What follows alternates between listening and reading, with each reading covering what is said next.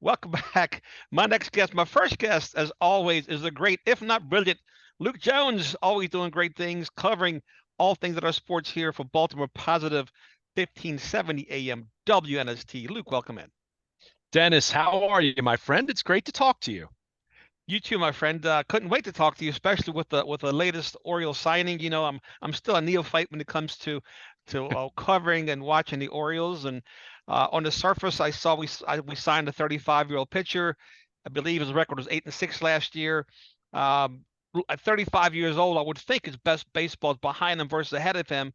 Certainly, it's a step towards helping the rotation, but not in the category of Felix Batista. Yeah. I mean, it's this is certainly the kind of move that they were going to need to make for the bullpen. There's no doubt about that. As we know, Felix Batista underwent Tommy John surgery back in October. He's expected to miss the entire 2024 season, which is nothing new. So we knew all along that the Orioles were going to have to do something as it pertained to their bullpen. When you look at their postseason pitching staff, 25 career saves. Craig Kimbrel last year, 23 saves for the Philadelphia Phillies. And look, I mean, what you said is true. He's 35 years old. This is someone who's had a Hall of Fame caliber career, someone who's going to be in that conversation at the very least. He's a nine-time All-Star, helped the Boston Red Sox win a World Series back in 2018. His best years were early on with Atlanta when, I mean, this guy for a time was the best reliever in baseball. So he's not that guy anymore. And I think where a lot of Orioles fans are taking pause, and understandably so, is seeing how he really struggled in the postseason last year for the Phillies, where in the middle of that series, when it looked like the Phillies were on their way to going, for a back-to-back National League pennant and going back to the World Series, he really lost his command and did not pitch well. And was one of the factors, not the only factor, as I've seen some people suggest, but one of the factors that led to the Phillies falling to Arizona in the NLCS. So there's certainly some volatility. I'll say that there's volatility with any reliever. And the reality was the Orioles weren't going to go out there, even if they could have, even if they should have, even if they have the financial flexibility. They weren't going to sign Josh Hader, who was projected by some to ultimately get $100 million contract. And we'll see what the numbers fall for him whenever he lands somewhere. So if you're talking about a 1 year bridge, if you're talking about a 1 year stopgap, if you're talking about someone with closing experience that can maybe have a little bit of a Kyle Gibson like effect for the bullpen in the same way that Gibson mentored Grayson Rodriguez and Kyle Bradish last year on the way to those two having breakout years, you're hoping that Craig Kimbrel can have some of that effect. But certainly when you're investing a $13 million contract, $12 million, and then $1 million buyout if they don't exercise a club option for 2025, you're looking for production.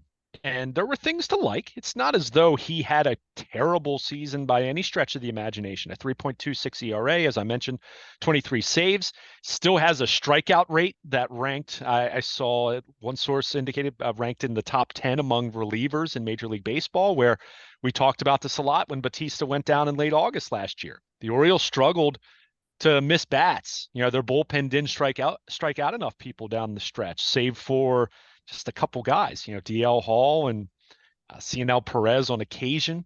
But for the most part, they were depending on pitch to contact guys, which you don't really want in your bullpen when you're talking about trying to protect late leads. So there's risk involved with this. There's no doubt about this. As I'm working on right now at BaltimorePositive.com, it's interesting that this is the third straight year now in early December that the Orioles have reached a 1 year contract with a pitcher. Last year, it was Kyle Gibson right around this time, of course, for the rotation.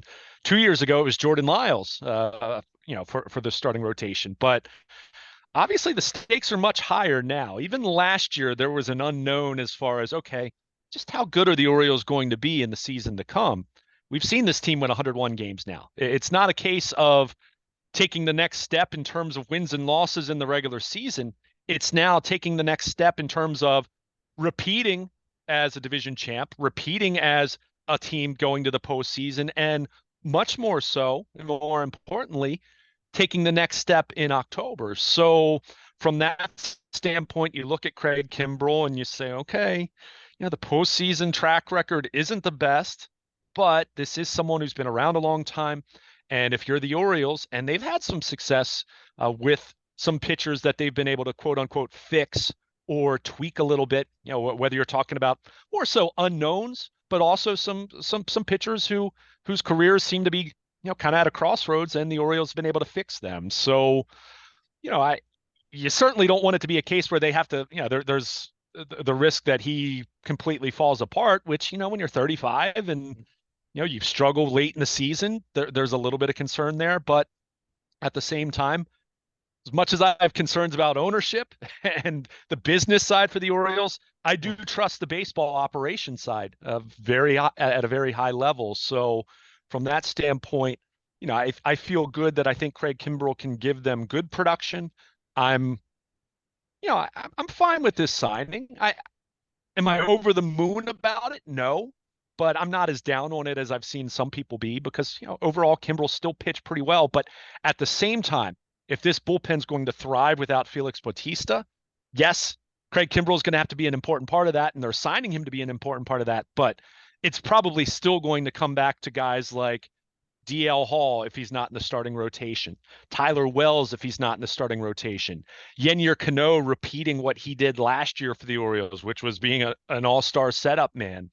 CNL Perez. I mean, go down the list of Mike Baumann. If he can hone his command a little bit better as he gets more and more accustomed to the bullpen. So I think it's still going to depend on some younger guys. Maybe there's still another bullpen addition to be made at some point here this offseason, but certainly the Orioles are, they placed a $13 million bet on Craig Kimbrel, anchoring that bullpen, raising the floor of that bullpen, and, not just pitching well, but also, being someone who gives that group a little bit more of a veteran presence, someone that can mentor some of these younger guys in the way that, like I said, that Kyle Gibson did that for the rotation last year. So, there's definitely some unknown here, but Dennis, anyone who knows baseball will tell you that bullpen arms, save for the all-time greats, the best of the absolute best, volatility is just part of it. And you'll find even some of the best relievers,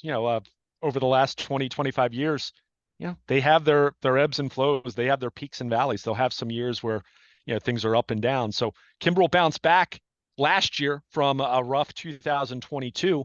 So, you're hoping that can continue, and you're hoping that the Orioles maybe a couple tweaks here and there, maybe make that command a little, refine that command a little bit, make them a little more successful against left-handed hitters. But overall, I'm okay with this deal. I don't think it's a home run, but I don't think it's the failure that I've seen some fans kind of panicking over. I do kind of chuckle. I mean, we say we want the Orioles to spend money, and I get it. You want them to spend it wisely, but Craig Kimbrel, among the options that were out there that weren't going to require a multi-year contract, I think you can do a lot worse than him at this point in time. Luke, I guess if you're like Elias, you have a certain budget that you have to work within. So it's not shocking that they're not going to make a splash signing, perhaps a splash trade sometimes this summer. But you need ingredients to make chicken salad, right? So and we'll leave it at that.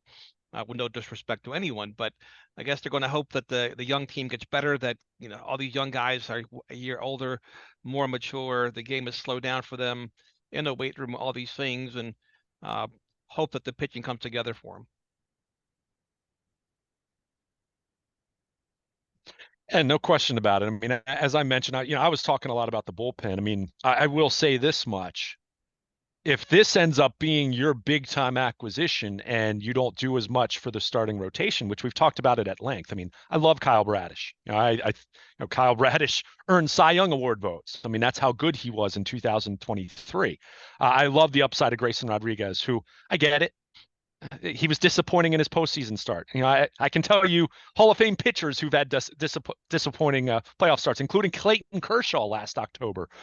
But beyond those two, to me, you still want to add another starting pitcher that you can slot into, even if it's not the number one spot or the number two spot, at least in the number three spot, that you can kind of say, okay, if you're talking about the Orioles, the top half of their rotation, you've got Bradish, you've got Grayson Rodriguez, and you've got pitcher X, whoever you're bringing in, and as you alluded to, it could very well be via trade. So, that's still very much something that's hopefully in the cards for the Orioles. If it's not, then you look at the Craig Kimbrel signing and say, okay, is that going to be enough to help the Orioles as the rest of the AL East continues to try to get better? As we saw with the Yankees acquiring Juan Soto late Wednesday night. So, it's not as though the other teams stay the same. And we talk about this same concept with the Ravens and the AFC North, with the Bengals and the Browns and the Steelers every offseason. So you're getting better, you're getting worse. So the Orioles hope that they've gotten better in their bullpen with Craig Kimbrel, but certainly they still have work to do as it pertains to their starting rotation. And I think that's where the focus now shifts, as Mike Elias alluded to Wednesday night as the winter meetings were wrapping up. And then there's the matter of the lease. It expires December 31st. I saw where the stadium authority said that they're going to go to a month-to-month type of a deal until they get the matter resolved. Again, it's still, it'd be nice if they put it behind them now, Luke.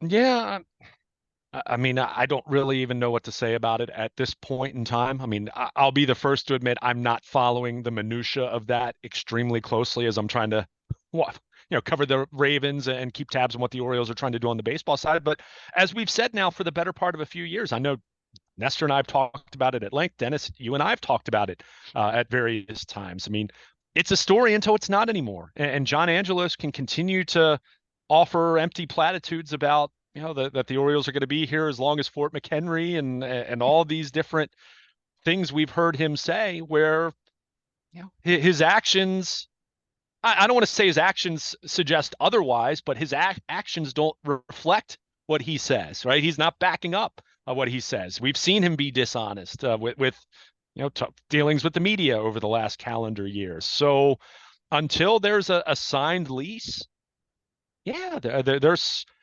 not so much for me. It's not so much doubt that the team's going to move, but until this is resolved, it continues to impact everything they do, including on the baseball side, in terms of setting a payroll, in terms of telling Mike Elias what his budget is, in terms of being able to acquire players and re-sign Gunnar Henderson to a contract extension, or Adley Rutschman to a contract extension, or Grayson Rodriguez to a contract extension, or Jackson Holiday. So it's part of the story until it's not anymore. And in the case of what we hear, and John Angelos has talked about this. I mean, the Orioles and Angelos clearly want development rights to around the ballpark, and is the state willing to do that? Should the state do that? Would that be a good deal for the city and for the state? And I think that's where Nestor's talked about this and really sunk his teeth into this much deeper than I have. That's where there are some very fair questions as far as what makes the most sense. So I think this deal, it's important to get it right. It's important not to rush into anything for either side. If they've got to do some short-term leases, I don't know if it's so much month to month or you sign, a 1-year extension, 2-year extension, however, the structure looks fine, but that continues to be, a part of the discussion, a part of the long-term concern as far as the Orioles being viable and being able to thrive in Baltimore long-term. And not so much from a standpoint of believing them in terms of crying poor, but you want to make a deal that's going to make sense for all parties involved. And sometimes that takes time, but I think with everything that's happened, including the publicity, what is now very obviously what was a publicity stunt with the announcement, which ended up being a memorandum of understanding rather than a real lease, the night that the Orioles clinched the AL East, when we saw John Angelos and Governor Wes Moore, on the video board celebrating, kind of presenting it as though they had a deal done. And obviously they don't, as we're now approaching mid-December. So, it's something that, I wouldn't expect the casual fan to be paying much attention to. And there's as is the case with anything pertaining to government and stadia and all those details, it's not terribly compelling as it pertains to, sports or something like that, but it's very important, and it impacts everything else they're trying to do. So until a deal's struck, it's part of it, and we're going to continue to talk about it. And, in the absence of a lease, there's still that, that shred of doubt that, okay, what's going on with the long-term health and prosperity of the Baltimore Orioles? Well, thankfully and gratefully, Luke, those doubts do not exist with their NFL counterpart, the Baltimore Ravens. Solid organization, solid ownership, everything's signed. No chance of the Ravens going anywhere anytime soon. Not that I think there's a chance the Orioles are going to go anywhere either, but the stability of the organization, I think it's phenomenal. And now 9-3 after the bye, they're getting a little bit healthier, or so it seems. Um, Took care of business against the Chargers, and now we have the Rams coming in as well as weather. One of my colleagues just told me before we went on the air that close to 2 inches of rain are expected, high winds. That doesn't bode well for the Rams passing game, although the quarterback, Matthew Stafford, does have a cannon for an arm.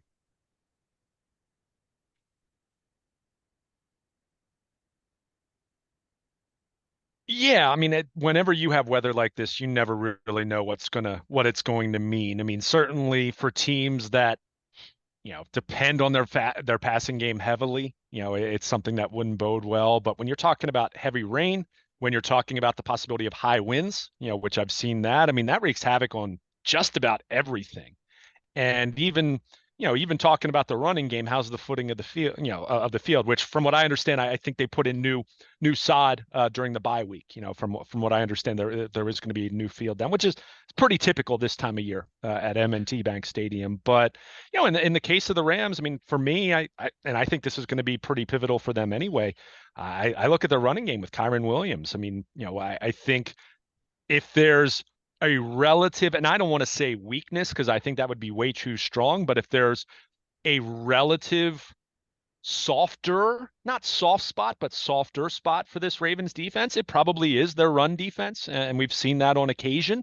Although certainly they cleaned it up the last couple, their last couple games after they had the really bad second half against the Browns back in week 10. But if the Rams can stay on schedule and give themselves manageable third downs, regardless of the weather, which, is going to be an unknown and, until kickoff, we'll see what the forecast looks like between now and Sunday at 1 o'clock. But, if they can get Kyron Williams running the football effectively, that's when this Rams offense, to me, becomes really dangerous because it puts a little less on Matthew Stafford's plate, who I think is having a good season. Obviously had the injury a little while back, but I mean, you have Cooper Kupp, who obviously has dealt with health concerns, but he's back, he's on the field, and you have Puka Nacua, who has been, one of the great stories of the 2023 season. I mean, if not for C.J. Stroud, Puka Nacua would be, the slam dunk offensive rookie of the year. Over 1,000 yards already as a fifth-round pick. It's just been nothing short of remarkable. So this is a Rams team that has some firepower. There's no doubt about it. And I think, a month ago, it was looking like this was going to be much more of a layup kind of game. And now I still fully expect the Ravens to win, but that this is still a Rams team that has some good. I mean, obviously they have some Hall of Fame talent on either side of the ball, but they've got some young players who have stepped up and played well for them. So this is not a team that is just going to lay down. They're not just going to roll over and just take the kind of beating that the Ravens are certainly capable of laying on them. I don't think so. I think, again, with the weather, running game becomes more important. Footing becomes so important. The kicking game becomes much more interesting. So we're going to have to see how it plays out. But I do think if the Rams, the Rams formula for keeping this game close and having a chance, and not putting too much on Matthew Stafford's plate, and then the Rams having a chance to hit on some big plays, for me, it really does begin with their running game. And, Kyron Williams, he's averaging 5.1 yards per carry. He's certainly capable. And, it's a Sean McVay offense. You definitely don't sleep on that group, despite the fact that there were such small expectations for the Rams going into the 2023 season. No, absolutely. And Ravens looks like Marlon Humphrey is going to be a go. Any updates on Justin Matabike?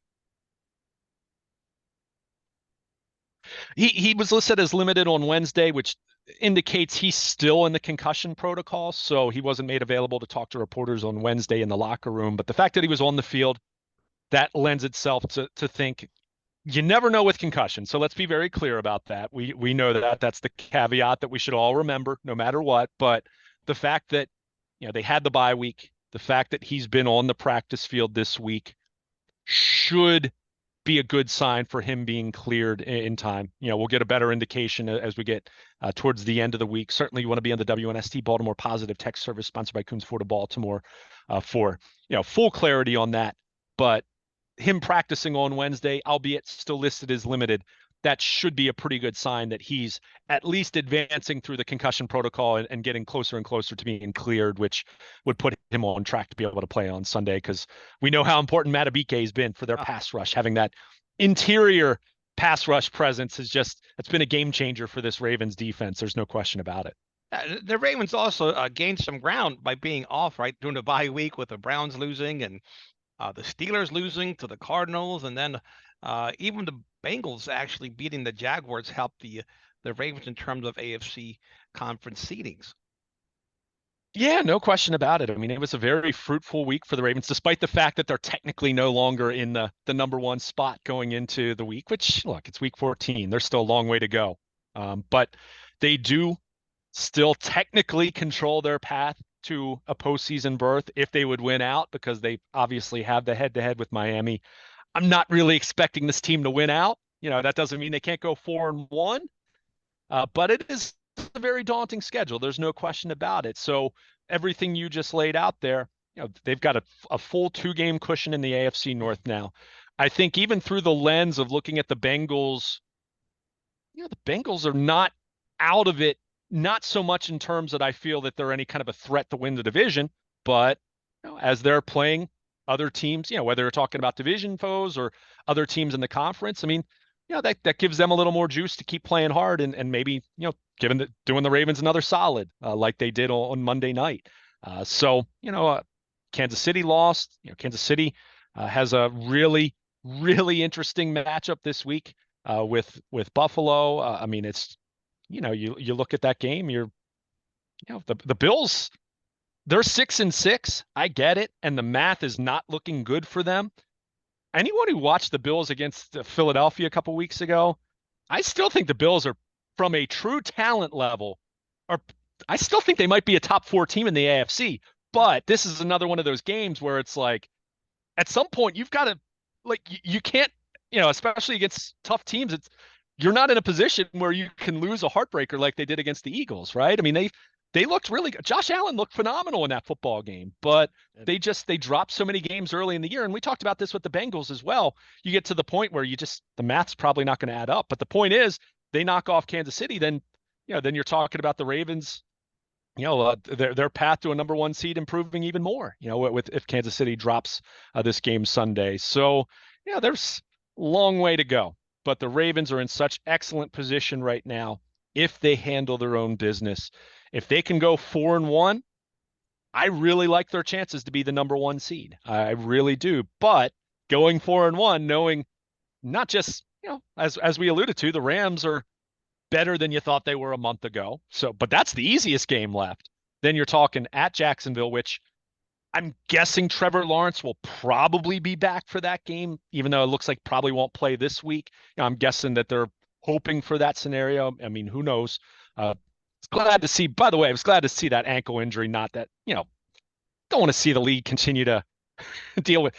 Maybe it's good for the Ravens, but from an entertainment, from a compelling standpoint, I don't want to see this just war of attrition continue where we're seeing backup quarterbacks playing every week, just in general. But we'll see about Trevor Lawrence. But tough test going to Jacksonville.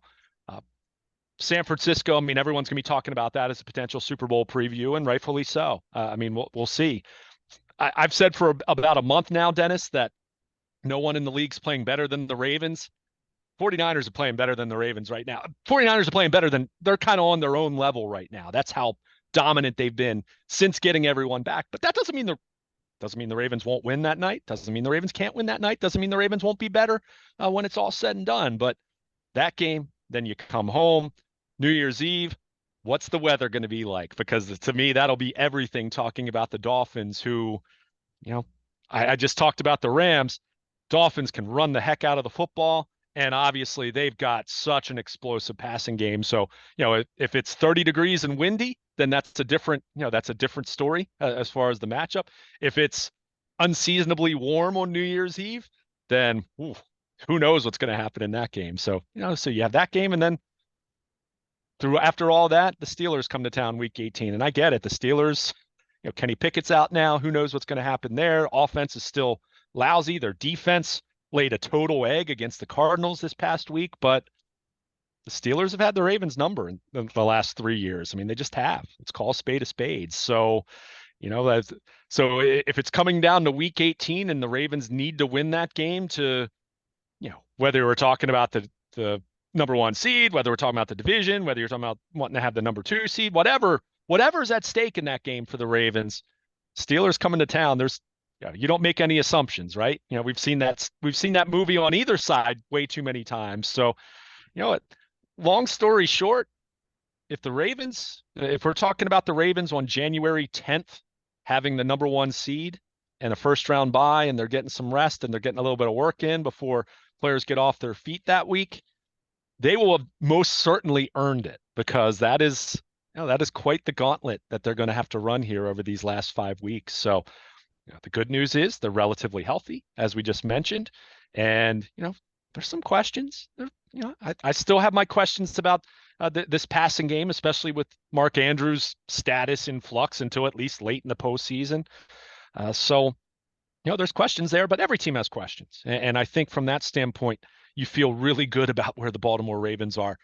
But they've got to start fast. Certainly don't want to be sleeping on this Rams team on Sunday, because it's a Rams team that, as the Browns found out, with Joe Flacco at the helm, who played well enough for them to win, their defense really stunk on Sunday. That vaunted Browns defense is really what cost them that football game on Sunday. So from that standpoint, I think the Ravens, and you'd like to think they were paying attention and said, hey, we've got to come out and start fast, be sharp, be ready to play after coming off the bye week, because it's a Rams team that, hey, they're right in the mix in the NFC wildcard race as well. They are. And looking at the division, the Steelers host the Patriots Thursday night, featuring now Mitch Trubisky at quarterback. So they've got a quarterback change, and can't be much worse than Kenny Pickett. The Browns host the Jaguars, and I don't even know who the backup quarterback to Trevor Lawrence is. Haven't even looked that far ahead. And then we have the Bengals, right? The Bengals are hosting the Colts, and the Colts are. We saw they were a decent team when the Ravens lost to them earlier in the season at M&T Bank Stadium, and Jake Browning played very well in the victory against the Jaguars. But anything can happen on any given Sunday with these division games. No question about it. And to clear up your question, C.J. Beathard is the backup for no Jacksonville. Yeah. And, he actually, I mean, it's a year of the backup. It's a year of the backup quarterback. It really is. It's amazing, right? I mean, that's where, and we've talked about this for a while, and we look at the calendar and we remember where the Ravens were last year at this time. We remember where the Ravens were about to be last year at this time, 2 years ago at this time, where they were about to be going into that Cleveland game where Lamar Jackson got hurt. I mean, Lamar Jackson's the last starting quarterback standing in the AFC North right now. I mean, it sounds like Pickett will be back for the very end of the season, but yeah, if you had to bet money at the beginning of the season who the last quarterback would be standing after 12 games in the AFC North, it wouldn't have been Lamar Jackson. No, not after. We're glad that he is. Yeah, not after the last couple of years, but that right there is a reminder. And you and I talked about this, so we don't need to beat this subject to death. But you talk about it all the time. You play long enough, it's 100% injury rate. I mean, it just is. There are so few players who go through their career without suffering a major injury, or at least some moderate injuries along the way. So, that part's always been a little overblown, but it's also why you need to take advantage of your opportunities. And we talked about this at length after the 2019 season, the way that it ended. And you look at this football team right now. I mean, The Andrews injury stinks. There's no doubt about that. And there's no downplaying that injury. But that said, overall, they are a relatively healthy football team, certainly in better shape than they've been here in recent years. And like you said, you look at the rest of the division. Joe Burrow, Jake Browning, nice story this past week. Bengals aren't doing anything with Jake Browning. They're probably not making the playoffs, let alone doing anything beyond that of meaning. Deshaun Watson done for the year. Joe Flacco, can he lead the Browns to help get the Browns to the playoffs? Yeah. Do I think a 38-year-old Joe Flacco is going to do what a 28-year-old Joe Flacco did? No, I don't. So, you go down the list. I mean, you kind of look at it, and that's why everyone talks about, obviously, begins with Kansas City, Patrick Mahomes. Tua has stayed healthy this year, and the Dolphins, while I still have very legitimate questions about their ability to beat tough opponents because you look how flimsy their strength of victory is, at the same time, they've got some extraordinary talent. And at some point in time, they might put it all together. And, once you break through, you break through, right? Every team kind of starts out as an unknown until they break through and win it, So you have those two teams, and you have the Ravens with a healthy Lamar Jackson right now. I mean, those three teams right now, Jacksonville, if Trevor Lawrence gets back and his ankle is okay here in the next week or two, then I'll still put them, because if their quarterback's upright and healthy and moving around okay in a couple weeks, then they've got a chance. I saw someone make the comment, I think it was late Monday night after Lawrence left that game, that if you have a decent, if your starting quarterback is decent and healthy, you might be a Super Bowl contender at this point in time. And that's what it feels like right now. I mean, it's True. just, it is such, it's unbelievable, the attrition we've seen at the quarterback position in both conferences. So from that standpoint, knock on wood, hold on to your lucky rabbit's foot, cross your fingers, say a prayer, whatever you want to do to try to, hope to contribute to Lamar Jackson's sustained good health.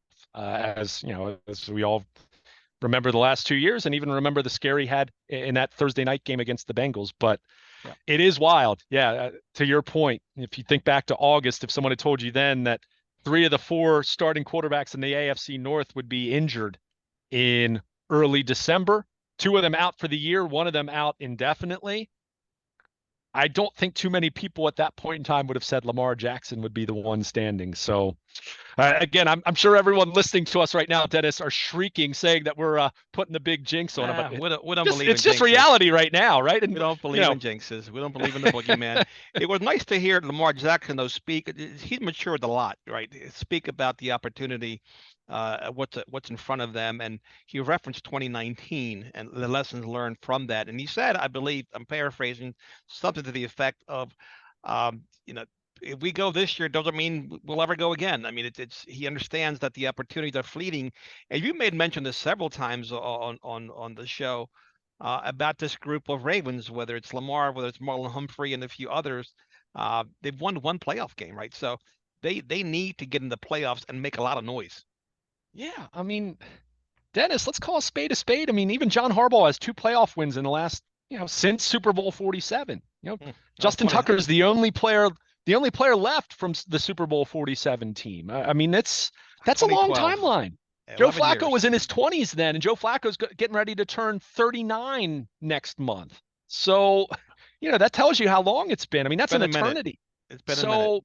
So yeah, this isn't just a Lamar Jackson thing, but of course, hey, he's the one making $260 million. The quarterback is at the top of the list. Quarterback and head coach are the 2 associated with wins and losses, right? We know how that works. I mean, that's the business, right? And that's why the quarterback makes the big bucks. So, but it's not just Lamar. It's all of these guys where, they've had a lot of regular season success. There's no question about that. We've talked at length about Lamar's win-loss record in the regular season, but legacies are defined in January.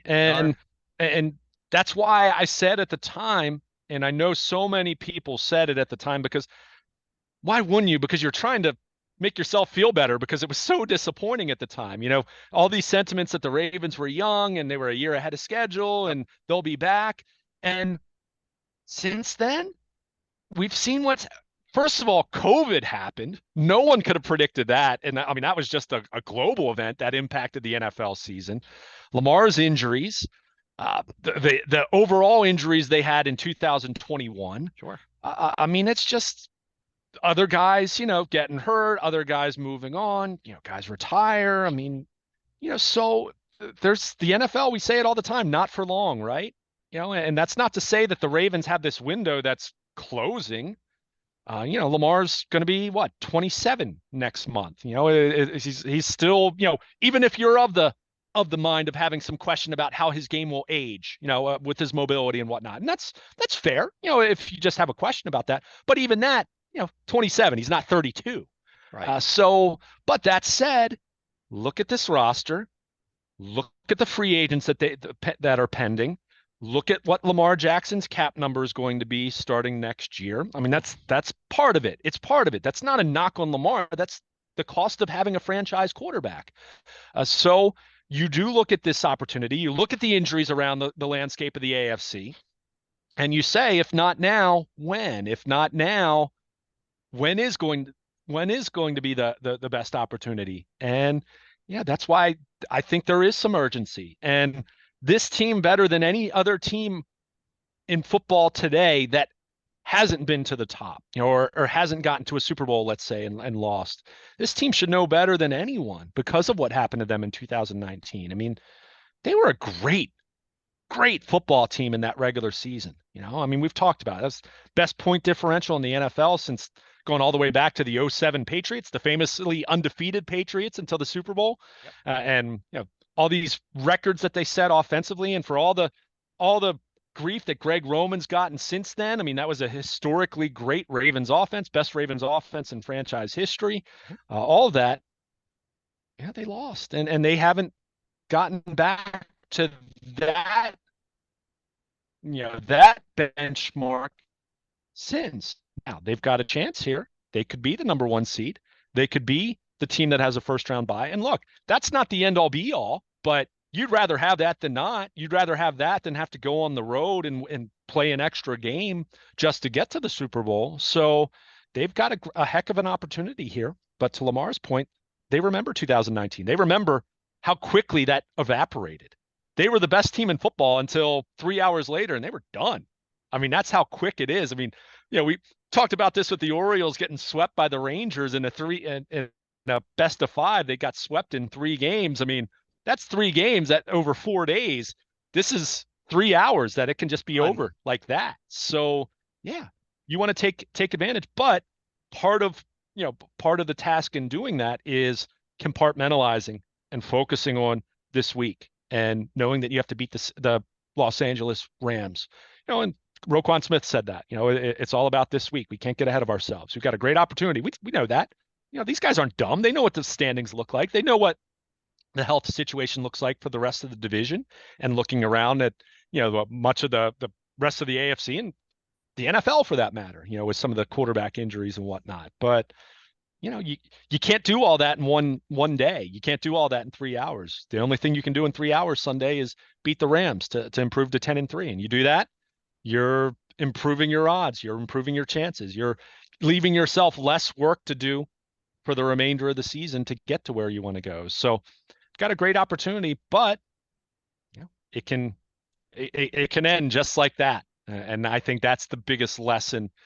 Not that there aren't that many guys left from the 2019 team, which is another reminder of how things quickly change. I mean, they're a good number, but it's not as many as you would think, quite frankly, if you go back and look at that roster. So, they certainly have a great opportunity here, but boy, they got to take advantage, because on paper, it is going to become more difficult, after this year, from a roster building standpoint.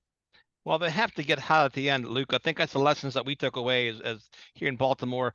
The 2000 Super Bowl team, as well as the 2012 Super Bowl team, there was nothing to indicate at midseason that those teams would walk away with a Lombardi trophy, right? But they caught lightning in the bottle. I mean, in 2000, I mean, they differized the offense. And then in 2012, they had the Cam Cameron fiasco. It's going on, and a lot of turmoil, and Mount McKinney at left tackle or not. And so they put it together. Hopefully this team catches fire, gets hot the last few weeks of the season, gets some momentum about him, then does some damage in the playoffs. Yeah, and that's what's going to be so interesting about this 5 game stretch. I mean, we've talked a lot about the number one seed. We talked about the first round bye, those possibilities. But, you look at this team right now and what they've won 6 of their last 7. You'd already kind of say that they're pretty hot as it pertains to just looking in terms of wins and losses.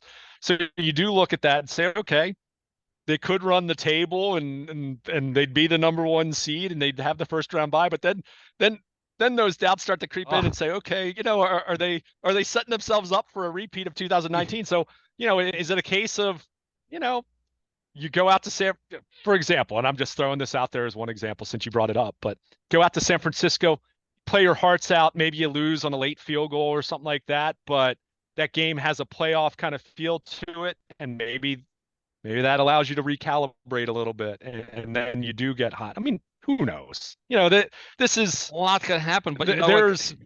Do you think that John Harbaugh would do things differently this time? Should the Ravens get the number one seed at a first round bye? I do. I think what he would do is, and I think you have to be smart about this. I am not at all suggesting that you shut things down entirely in week 18 if you've clinched. And the chances of that happening are probably not very likely given, the landscape of the AFC right now. But I think you probably give guys some action. You probably treat it how the Ravens kind of played the finale in Cincinnati last year, right? I mean, they sat out a few of their starters, but other guys played, and they kind of did things that way. So, but I also think that, Dennis, I think that rest versus rust thing also, I think that becomes such a self-fulfilling prophecy. I don't think that's the reason why the Ravens lost to the Titans. No, I don't disagree with you. I think the Ravens went out there and they played a lousy football game that day. They turned the ball over. They had been so great on fourth and ones all year, and they got stopped on 2 of them. Marlon Humphrey gets beat for a touchdown. They let Derrick Henry, kind of push them around. Yeah, field position was an issue. They misplayed a lot of different things in that game, but again, I would think that they would do things a little bit differently this time. I'm sure around. They would. Sure. Again, having lessons learned from 2019, which again was something that really resonated with me. Just listening to Lamar Jackson talk about it.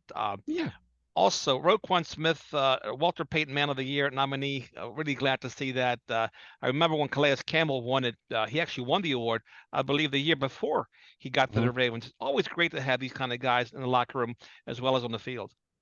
It is. I mean, we so easily forget because of the money, because of fantasy football, because of gambling, just fandom. Just wanting your team to do well, whether you're a season ticket holder or someone that just tunes in every week. And, we sometimes forget about there's still humanity to this, right? And these are still human beings. These are still individuals who are fathers, their husbands, their brothers, their uncles, their children to their own parents. And they deal with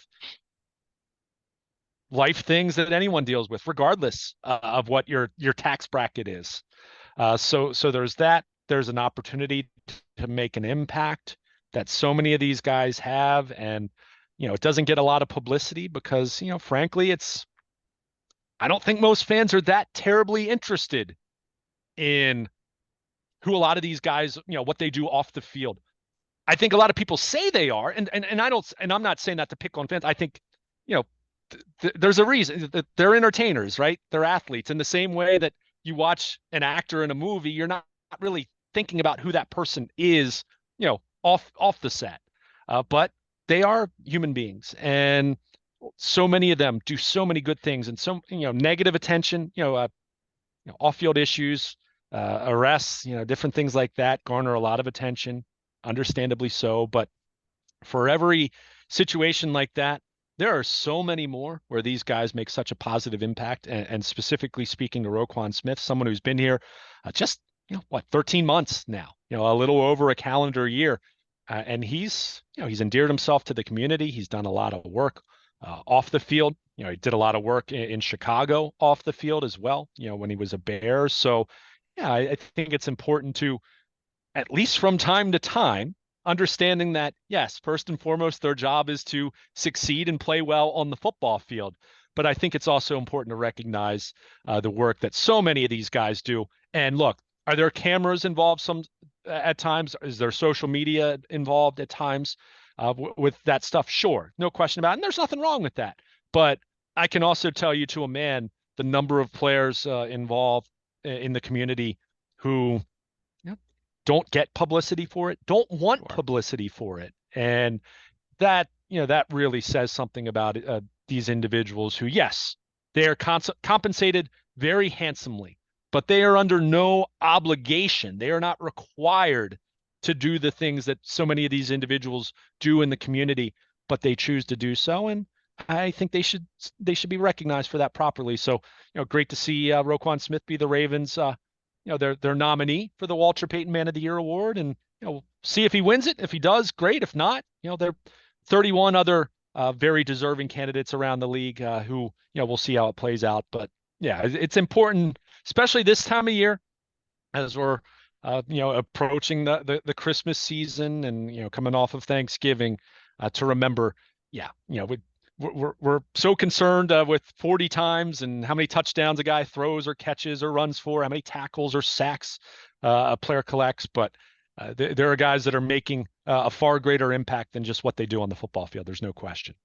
Great stuff as always, Luke. Please tell our listeners where they can find you on WNST 1570 AM Baltimore Positive, all the great stuff you do, your blog, and all of the other works.